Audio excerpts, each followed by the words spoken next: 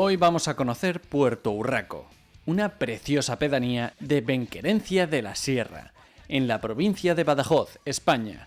Aquí podemos disfrutar de bucólicos paisajes campestres donde la naturaleza se funde con la actividad ganadera y agrícola. Cerdos y ovejas pasean entre olivos a la vista de trigales infinitos.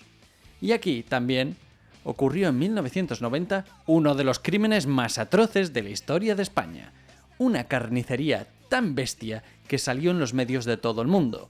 9 personas resultaron muertas y 12 heridas en un tiroteo motivado por la venganza en una dramática trama digna de Shakespeare.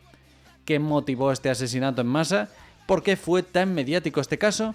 Hoy vamos a hablar de la matanza de Puerto Urraco. Bienvenidos a un nuevo vídeo en el que gracias a una canción podemos conocer y adentrarnos en un capítulo interesante de nuestra historia. Interesante en este caso puede ser sinónimo de oscuro, sangriento y dramático. Pero es que aquí vamos a hablar de una historia de familias enfrentadas desde hacía décadas y hay amor, hay drama, como decía, hay misterio también, hay asesinatos.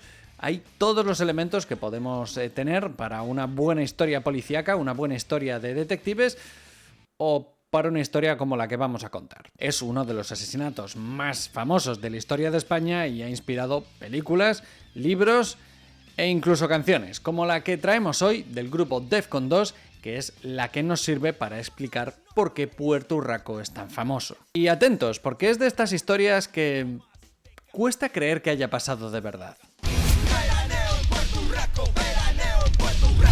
Antes de empezar, como siempre, dedicamos un minuto al grupo que pone la banda sonora en la historia de hoy.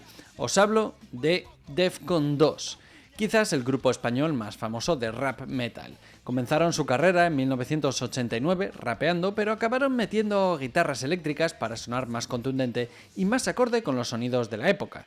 Es decir, esa ola que se estaba forjando de nu metal que comenzó en los 90. Con sus discos Armas pa'l Pueblo, Alzheimer y Ultramania, se hicieron un hueco en el panorama español, apoyados también por ser habituales en las bandas sonoras de las primeras películas del famoso director español Àlex de la Iglesia, como su película Acción Mutante o El Día de la Bestia.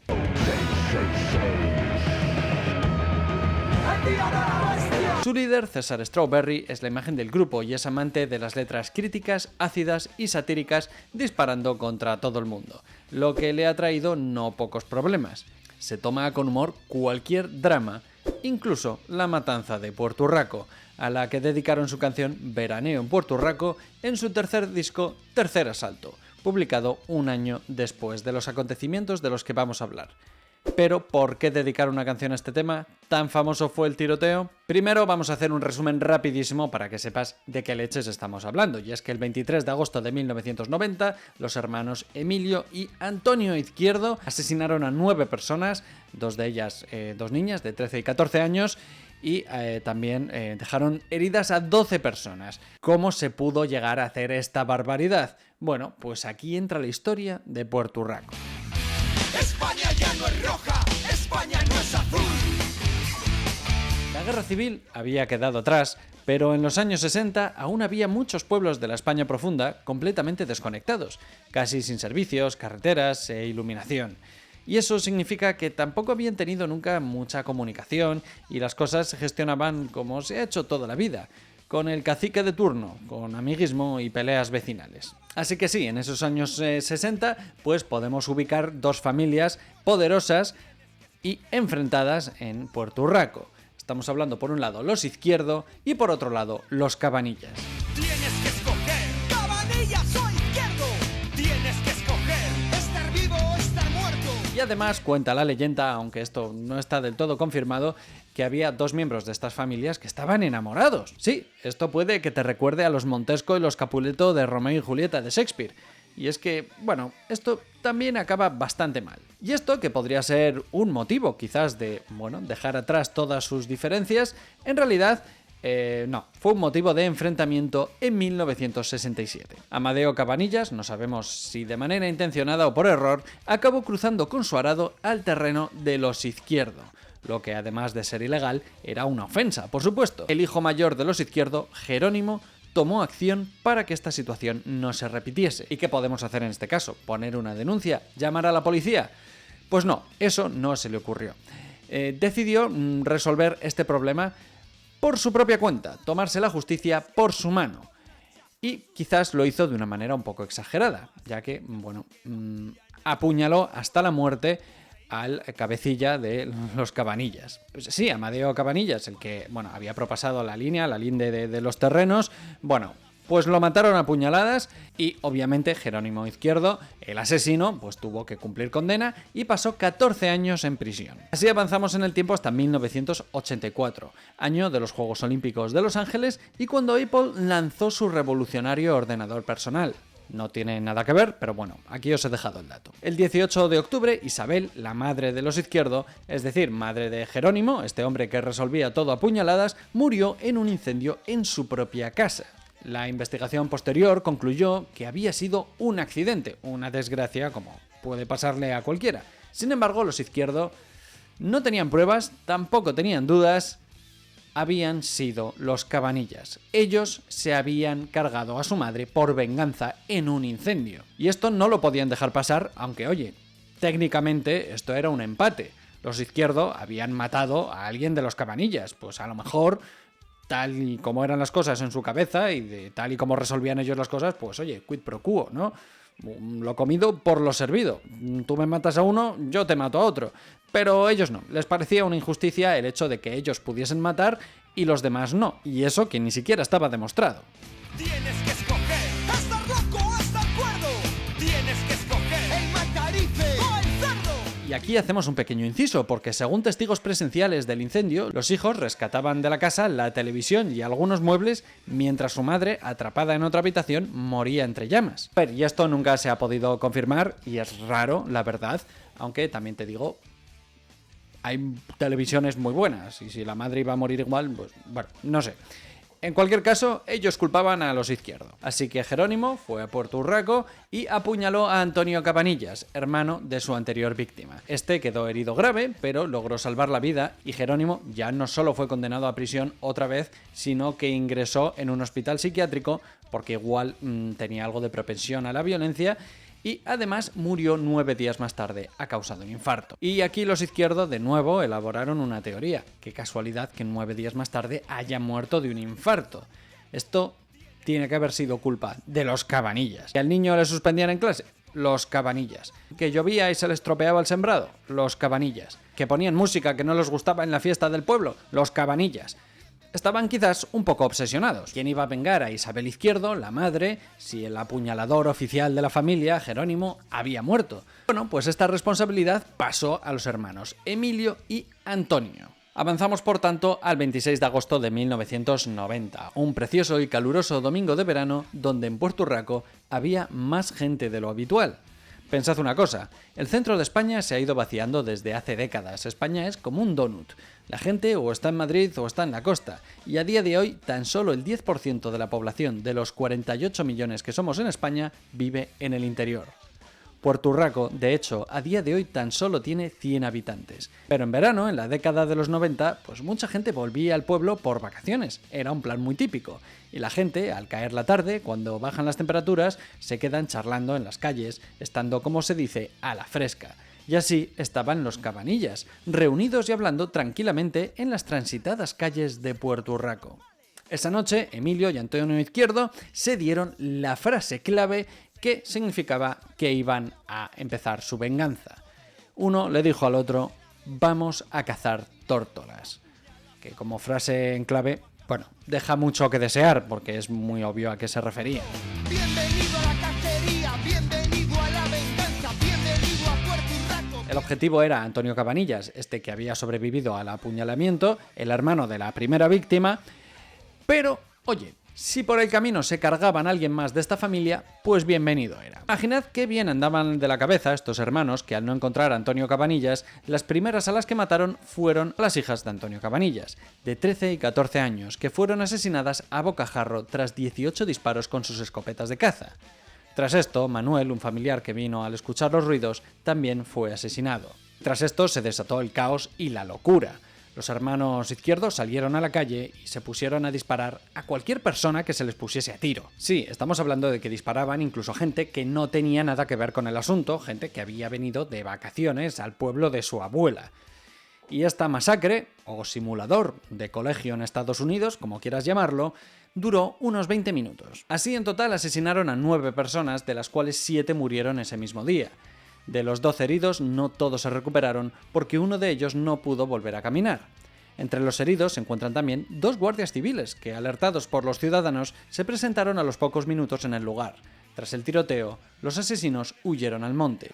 Obviamente, pues los guardias civiles reunieron a 200 efectivos y montaron una batida de caza para localizar a los asesinos.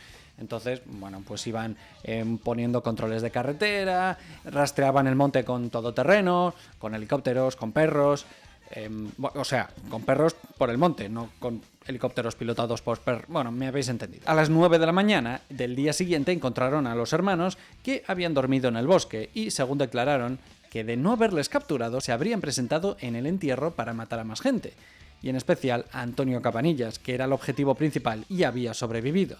Y así llegamos al juicio, en 1994.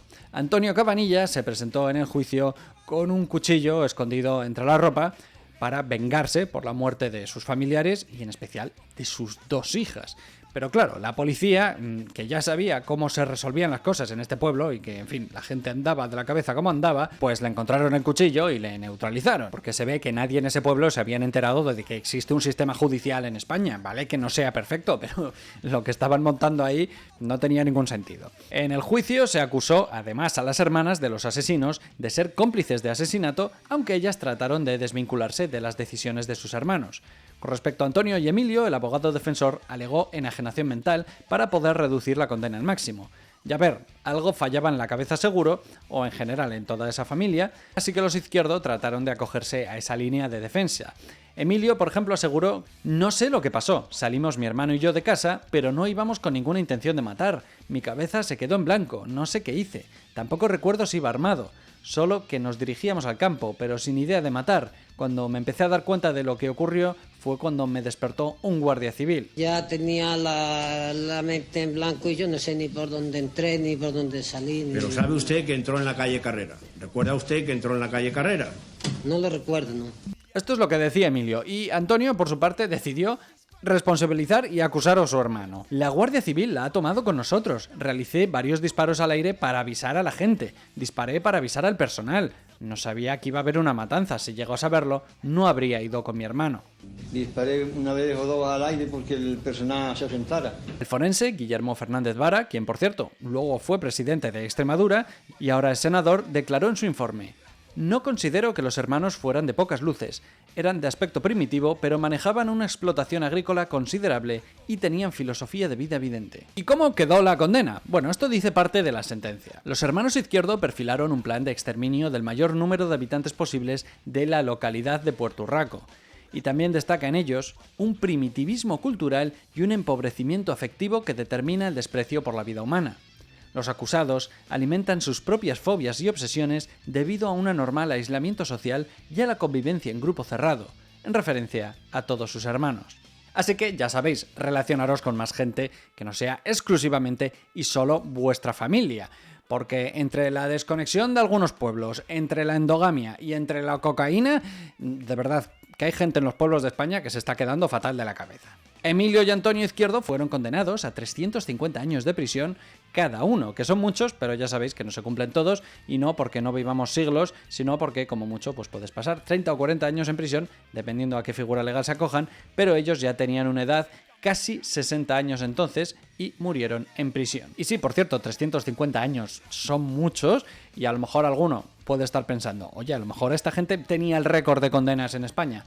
No, recordemos que era un país amenazado por el terrorismo entonces, o sea, estamos hablando de miles de años de diferencia. Emilio murió en diciembre de 2006 en la cárcel de Badajoz y al entierro acudió Antonio, que, arrodillado delante de su tumba, dijo: hermano, te vas con la satisfacción de que tu madre ha sido vengada. Y Emilio, que os acordaréis que alegó enajenación, bueno, os acordaréis porque ha sido hace un par de minutos, o sea, si no, revísate lo de la memoria, bueno, pues luego con el tiempo acabó confesando cosas a su médico, o sea, que de enajenado poco. Antes de salir nos tomamos un Lexatin de 3 miligramos para que no nos temblara el pulso al apretar el gatillo.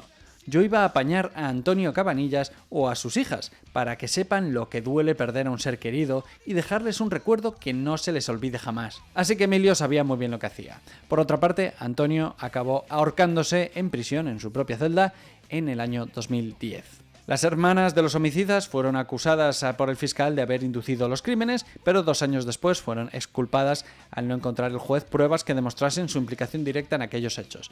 Algo que fue bastante polémico porque el pueblo tenía muy claro que ellas, bueno, habían estado por ahí ideando todo esto y el pueblo quería sangre, pero oye, la justicia dictaminó que no. No obstante, fueron ingresadas en el Hospital Psiquiátrico de Mérida por recomendación médica, ya que les diagnosticaron un proceso paranoide y un trastorno delirante compartido relacionado con la venganza por la muerte de su madre, y ambas murieron en el centro médico a mediados de los 2000. ¿Y qué queréis que os diga? Esta señora que murió en el incendio, pobrecilla, sí, pero muy bien no educó a sus hijos. O sea, de 5, 3 le salieron asesinos y 2 con una fuerte sospecha de que conspiraban para que los otros 3 matasen gente. Y todos además murieron creyendo que habían hecho lo correcto. Es decir, matar a gente que no tenía nada que ver con su disputa familiar. Vacaciones en Camboya.